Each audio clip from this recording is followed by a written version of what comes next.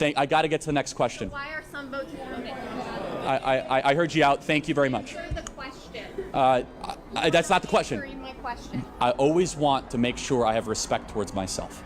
Self-love is narcissism. If you want to get good people to do bad things, you use religion. So absent a belief in God, how do you have a definition of good? The more diversity you have, the more likely you are to survive.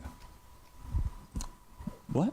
Welcome back to Rattlesnake TV, guys. In this video, we are going to watch a very interesting Q&A where Charlie Kirk gets pressed very hard on the issues of American governance, abortion, self-love, and then also atheism. There are some fascinating exchanges in this one, some very topical issues brought up, which we will go into. So with that, let's get into the first one. Hello. So from your talk, I gathered that a big problem you have is the government representing the will of the people, and you believe it should do a better job at that, correct? If you say that, how can you support Donald Trump when he has lost the popular vote twice? Okay. Because we don't elect presidents using the popular vote. No, it's okay. You got to follow up. Okay. Give her a follow-up. Yes, but you said you have an issue with the government not representing the will of the people. So if you personally have an issue with that, then why do you support him if that is not the will of the people? Right. So will and majority are two different things. Right? So are we a democracy? You're not here. Are we a democracy? Should we be? No, but are we? Why should we not be? Is that not a core fundamental point of American society? No. Has democracy appeared anywhere in the Constitution?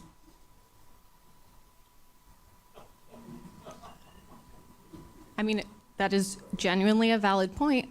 However, your point of the government should represent the people, why is it that democracy is not in the Constitution, or why is it that you believe that the will of the majority is not as important as the will of the minority if your issue specifically is the government should represent the people better? Good question. So we believe in the Electoral College. Why? Because Kansas deserves a voice. Because Missouri deserves a voice. And it's the most important way I could distill it is the union we have is the states created it, the federal government didn't create it. So the kind of price of admission is every state gets 2 senators, congressmen based on population, and then electoral votes based on that population. So you kind of get a mix of both. And it's also this tension. And I would ask the question, if we abolished the Electoral College, do you think that the needs, wants, and interests of Missouri, Kansas, Iowa, North, South Dakota, Montana would be taken as seriously as New York and California? That would be my question to you. Do you believe that some citizens are more valuable than others? Because in our current system, some people's votes hold more sway than others, because people in like Wyoming who have smaller populations have more say than places like here in Missouri and Kansas. Why is this acceptable if it's, again, your issue is the will of the people? Because we're not a democracy.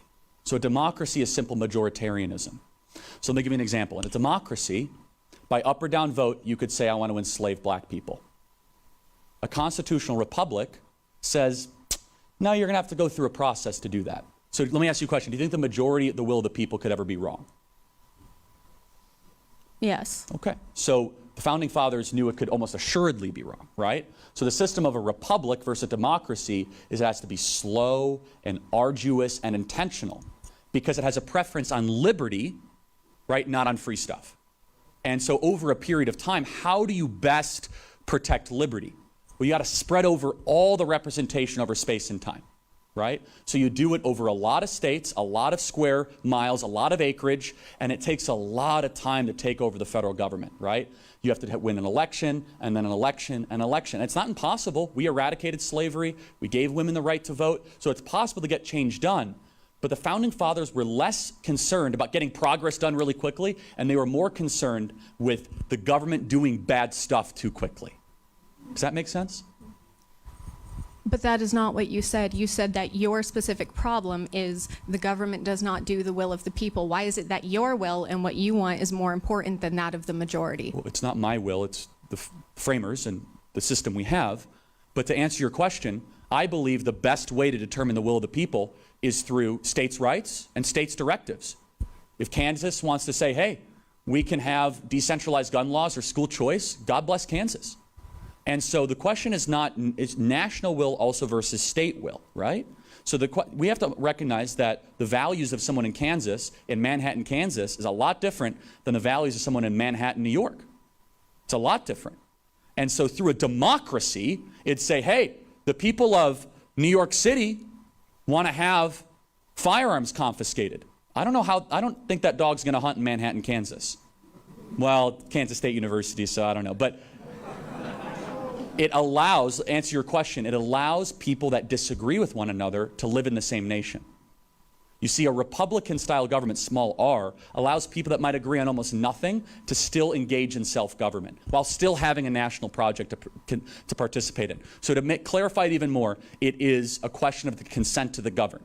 If it was just a democracy, it would be an up or down vote on every single person, and that's it. The Founding Fathers saw that fail time and time again.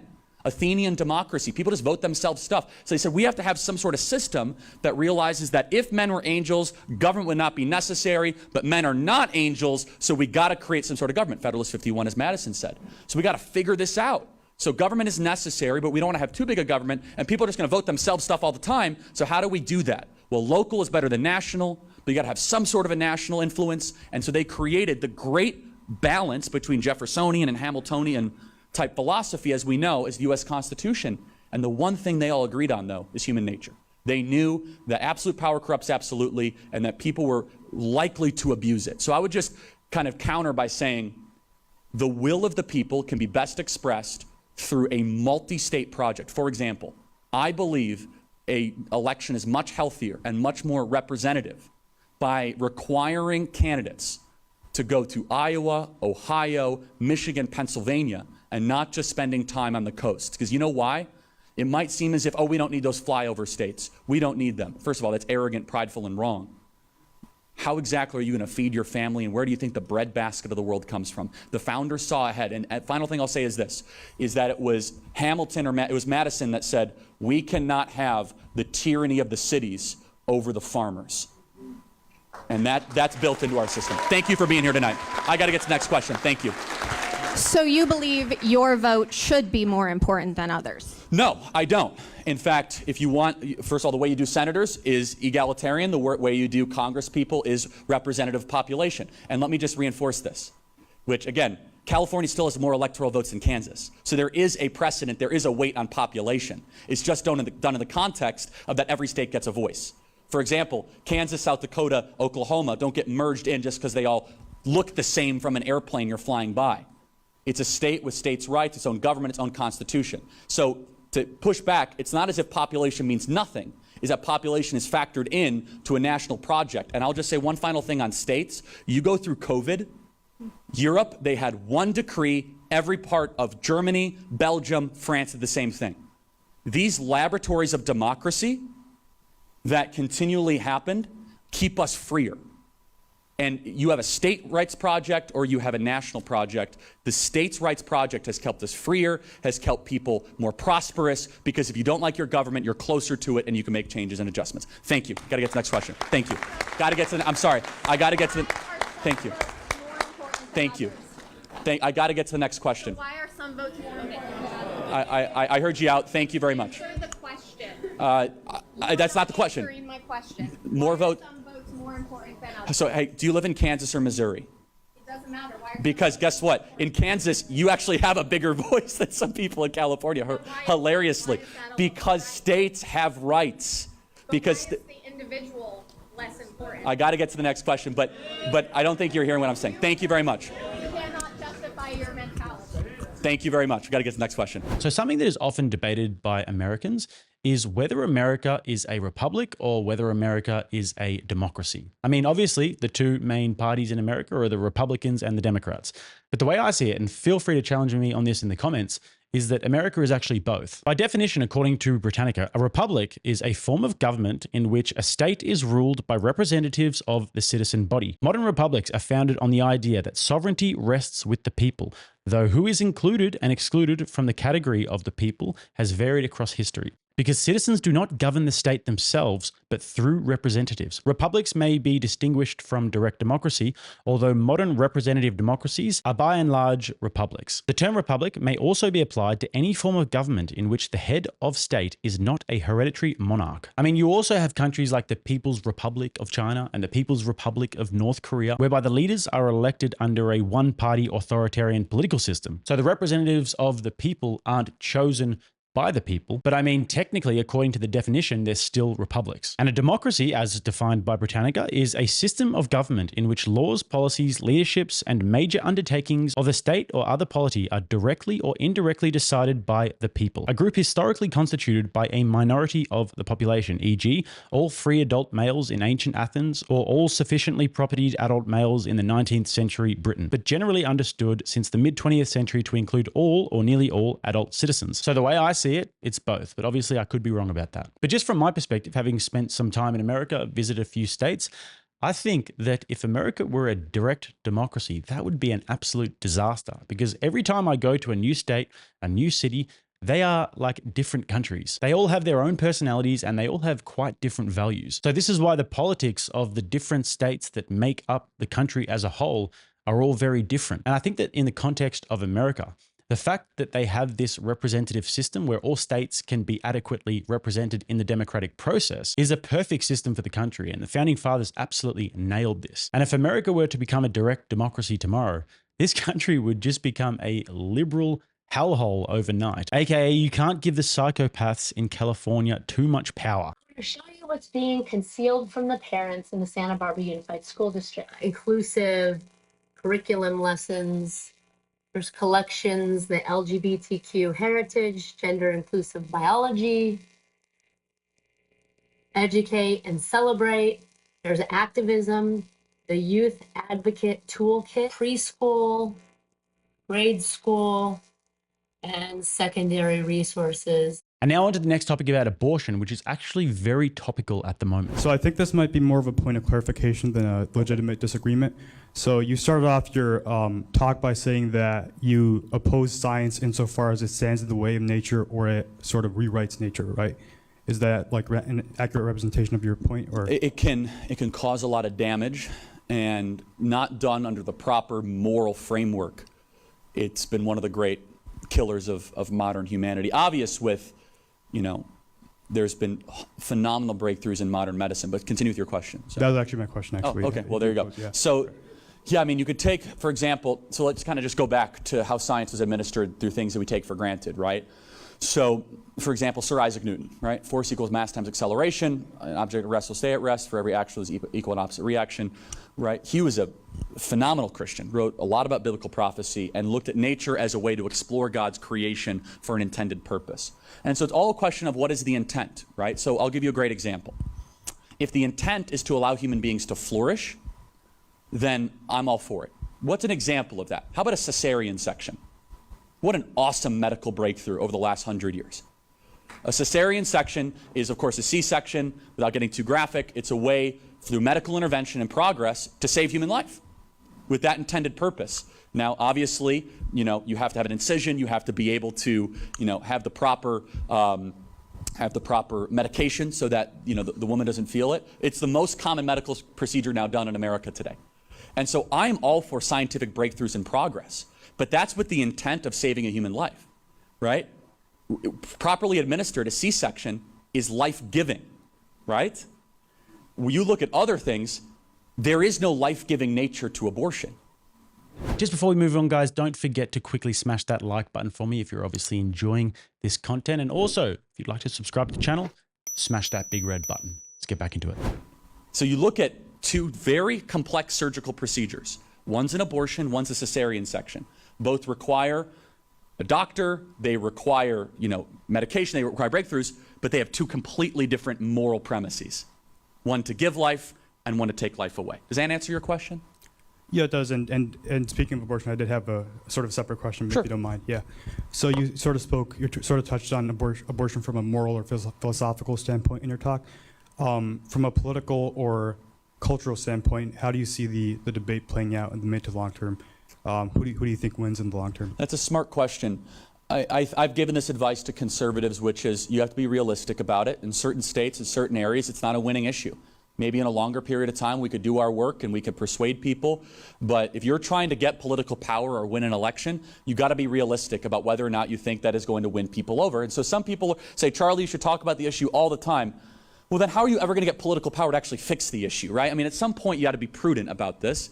But I think the left is going to see a surge of support.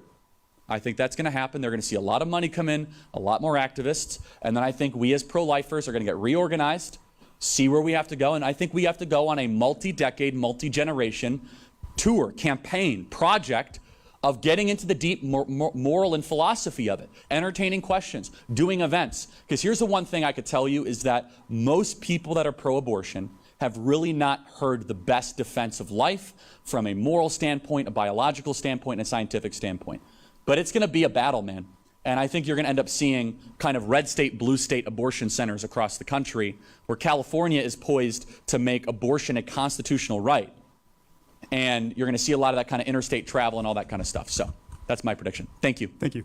So the issue of abortion is one that has been circulating, especially in right-wing circles, a lot recently, because President Trump recently came out with his official position on the matter, which he will be running on. And to be honest, this is one of those big political issues that could make or break the election for the Republicans. Because if Trump is too pro-life, then he could lose vast swathes of the female vote. But if he's not pro-life enough, then he could lose a lot of the Christian vote. So just like any conservative politician, really, he's in a tough spot here. And my personal position, I make no bones about this, is that I'm completely 100% pro-life. But I also understand that women make up half of the vote. And if you don't try and appease them somehow, and if you want to stand on your principles, and if you want to let the Democrats get elected because of that, then there will be a lot more abortion. But on the other hand, it's totally understandable. As a Christian, there are certain values that you just don't want to compromise on at all. And it is incumbent upon you to try and stand on those values. So it is a tough one, and I'm torn about this, but I do think that President Trump probably did the right thing. Because if he were to come out and say that he wanted to totally outlaw abortion, then I do believe that he would lose the next election. So this is a tough one, and I'm definitely interested to read your thoughts in the comments. Now on to the next part about self-love.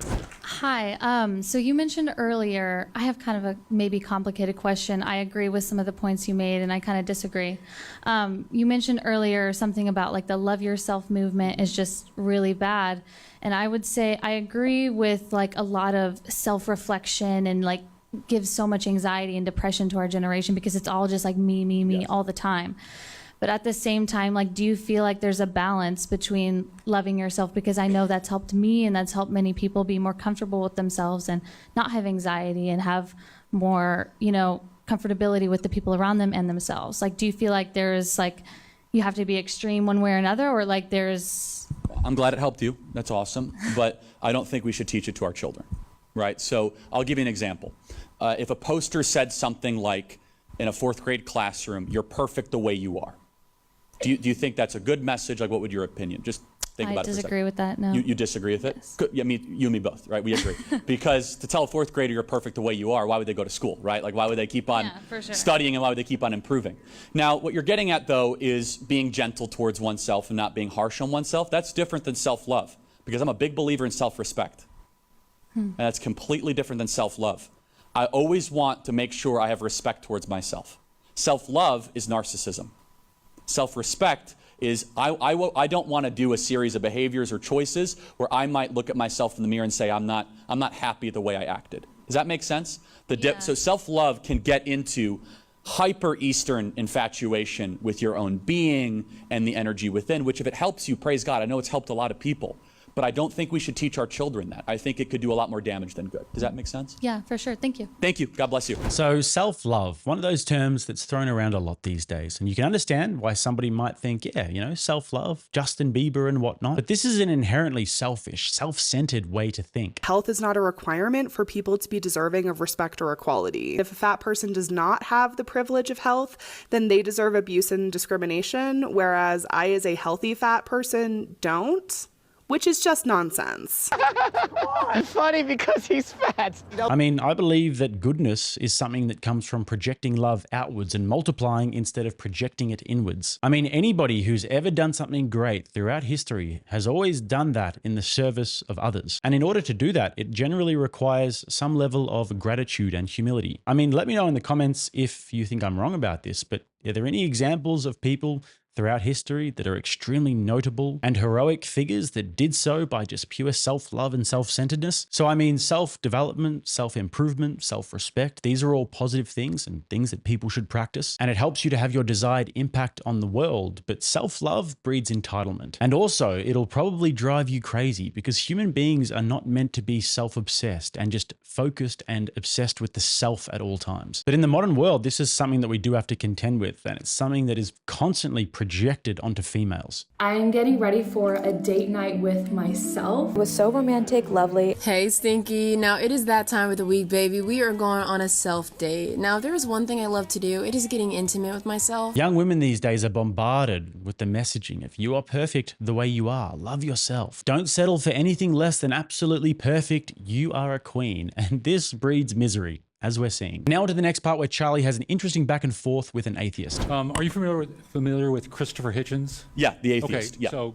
Christopher Hitchens' statement is that while religion may occasionally make bad people do good things, if you want to get good people to do bad things, you use religion. How would you respond to that? So, do you hold that view, or just curious? Yes, Oh, you do? Okay. Oh, well, what is good? Well, anything that benefits people. I mean, I'm not. Okay, but really, like, I'm not really. I don't really have a cogent definition of good, but there are certainly plenty of examples where religious differences have been leveraged to create horrendous atrocities. yeah, just the question is, what is horrendous and what is good, right? So, absent a belief in God, how do you have a definition of good? What benefits mankind? So Stalin was an atheist who went to seminary, denounced God, Yep. killed 40 million people, but who's to say they're wrong? They said they were benefiting humanity. Well, I think you can make that. You can argue against that based on using science. How? Well, the more diversity you have, the more likely you are to survive. What? No, I don't quite understand. No, I'm curious. Okay. Like, but So, by eliminating diversity, so evolution is descent through modification and survival of the fittest. So the more genetic variation you have, the more likely you are to develop at least some part of that population that would be able to withstand any sort of environmental change. So genocides, I think from a scientific standpoint, you can't use science to support that. okay, so then why was there a lot of literature supporting eugenics? Because people are stupid. Oh, I agree, right. So, but then, so you're saying science, okay, so that's an interesting question. So you think Darwinism can support an agreed upon What's Darwinism? Because Darwin never used the origin term of Darwinism. species? Like his, Okay, but that's not Darwinism, that's evolution. okay, so how about the moral idea that the survival of the fittest? Well, it's not really a moral idea, it's a kind of a fact. Oh, okay. Interesting. So I kind of Now, get, but you can make the case that, so I think there are people who would say, well, if you have people who are sort of have genetic defects, that they shouldn't be allowed to survive, and I think that's horrendous. but why? Why do you have that belief? Again, this idea behind genetic diversity. Yeah, but if someone has a low IQ, aren't they kind of just like a strain on society? Why wouldn't we eliminate them? You can't predict on the basis certainly of IQ. No, sure we can. We do it all the time. We do chromosomal testing. I mean, in Iceland, they've gotten rid of kids with Right, Down syndrome. And Do you agree with that? again, no. Why? Because those folks with Down syndrome lead full lives that are Well, helpful no, hold to on. other No, people. they require someone to support them. So shouldn't we eliminate them? Not all of them. Why? Yeah, by not what all mo- of them. hold on, by- Down syndrome is a spectrum. But It's not simply a trisomy 21. It's a lot more complicated. I'm getting at a point here, which eventually it's going to be your opinion versus mine of what is good. Okay, but I think you can qualify good scientifically. Right, but the scientific good in Iceland is Down syndrome are a strain on the environment, strain on resources. They're unproductive. They can't produce. So we might as well eliminate them, right? Well, I would say that's a mistake. They don't. But their scientists disagree. So by what standard is good good? Who are their scientists? The international world community is doing this. Let me ask you another question, though. Do you believe in the Big Bang? Yes. So you believe that time, space, and matter had a definitive beginning? Yes. Okay, so by definition, shouldn't therefore the thing that caused time, space, and matter be outside of time, space, and matter? No, that's a... So you don't believe in Newtonian physics? No, actually I don't. I believe more in quantum physics because... Okay, so you don't believe for every action there's an equal and opposite reaction? Newtonian physics works well on large scales, but yeah, the universe is pretty large, dude. Like... Wait, the Big Bang rests on quantum mechanics. Not applied by Newtonian physics because it's the largest possible scale imaginable? So how exactly did the Big Bang happen if there wasn't someone that effectuated the Big Bang? Okay, so it's a bit complicated. It has to do with quantum. Now, I'm not saying... No, it's actually not. It's that the only thing that could have made something that is space, time, and matter is something that transcends space, time, and matter, aka a god. That's the only explanation. So a little bit annoying there that there seemed to be a few jump cuts. Maybe the debate went for a little bit longer, but I couldn't find the rest of it. But that was definitely an interesting back and forth. But to be honest with you guys, not my wheelhouse when it comes to Newtonian physics and quantum physics. I mean, I would be lying if I said that I knew the first thing about it. Maybe I should do some research, but it would have been cool to actually see them go at it for a little bit longer and flesh out their differences. But actually, I did try and get into this a little bit when I was watching a debate between a gentleman named Graham Oppy, who's an Australian scientist, and a very famous Christian apologist named William Lane Craig. William Lane Craig actually said that Graham Oppy was his most difficult debate opponent. They did this long debate, which I'll link below if you guys would like, and they debated religion and science. And personally, I found it a little bit hard to keep up with, but maybe that's why I failed science throughout high school. So I'll defer to you guys with this one. Let me know what you think below. Who do you think got the better of the exchange there? Who made the better points? And if you'd like to expand on it, then please feel free. And now on to the next part, which I wanted to end with because I think that this is very important for absolutely anybody living in the modern world. Let's get into it. Hey, Charlie. I've noticed in my life and, with the political situation and the culture in the world that a lot of people are kind of, say, black-pilled as a way of saying it. Like they've completely fallen into despair. And I noticed myself, I was depressed like my entire life until I realized the core of it was I was an angry, resentful person. Wow. So my question is, and I learned that from Jordan Peterson in the story of Cain and Abel in the Bible. And I was wondering, what ways could, me personally, because I still struggle with it, and other people, like how can we prevent ourselves from falling into this kind of angry, resentful feeling that a lot of people I know, a lot of my peers have? Thank you. Beautiful question, truly. First thing is gratitude. Gratitude is the fruit that makes all of the things taste sweet. We have the most ungrateful generation in American history because we've taught them ingratitude. You go to most American college campuses, they get a degree in ingratitude. And if you go through the process of being thankful for something, eventually your mind will go and hopefully will say, thankful to whom? And that's important too. So I'm a big believer that the 10 Commandments were given to us as a way not just to prevent against our nature, but make us happier and allow us to flourish. And I believe the 10 Commandments are instruction manuals for individuals and society. And the one that I just harp on for young people in particular, and this is one that they don't like to hear, is honor your mother and father. It is the only one of the 10 Commandments. It's the only one of the 10 Commandments that involves your nation and a promise. Because it's not honor your mother and father. It's honor your mother and father so that you may live long in the land of which you are in. Now that word honor is very interesting. You are not commanded to love your parents. It does say that in the New Testament, but in the 10 Commandments it does not say that. It doesn't have to say you have to be your parent's friend.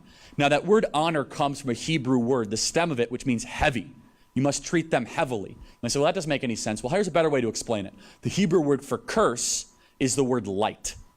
So if you were to curse something, you would treat them lightly or not seriously. What the Bible is commanding you is to take your parents seriously, is to take that relationship with heaviness, with intent. Of course, you might have the worst parents in the history of the world. They're abusive, they're awful. Those are very, very few exceptions. It is not okay to dishonor your parents or treat them lightly if you don't get along with them. That's not an excuse. I believe, this is just a side note, that if you cannot honor your earthly parents, you'll not be able to honor your heavenly Father.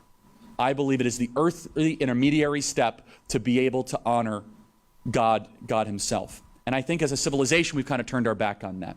So kind of also the idea of cynicism and apathy. Are you a Christian? Yes, sir. Awesome. So we as Christians are not allowed to be cynical and apathetic. If you're secular, I have a different answer for you. But as definition as Christians, you have to be hopeful and you have to be optimistic, or else you're not a Christian. And that requires effort. It requires daily effort where you remind yourself, we know how the story ends, that there is eternity waiting for us. There's a God who loves us, that we're born new. That changes the black pill really quickly.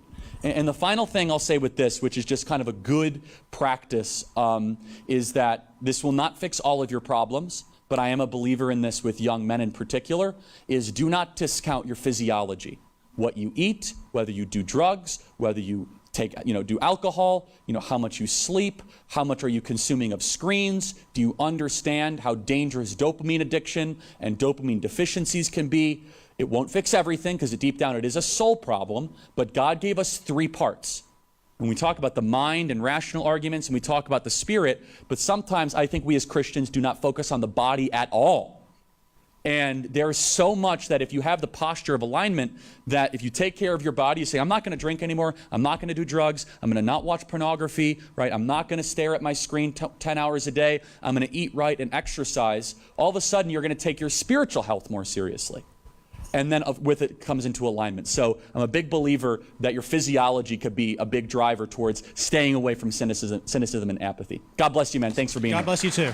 So these days, especially for young men, I do believe that it's very, very easy to fall into a trap of a resentfulness. The dating market is more difficult than ever. People are lonelier, more detached, depressed, and disenfranchised than ever. And this is why we're seeing the rise of incels, for example, and all different kinds of ideological subcultures emerging. I have not interacted with a female that is not related to me in over 3 years. So this was good advice here, and I do think that it's very, very important to always be wary of the danger of becoming a resentful person and ensuring that you don't fall into that trap. So guys, that's it from me today. If you'd like to find my links below, they're all down there. If you'd like to subscribe to the channel, right here. And if you'd like to watch another video, right here. Next time, I'm Jake. This is RattlesnakeTV, keeping you armed and dangerous.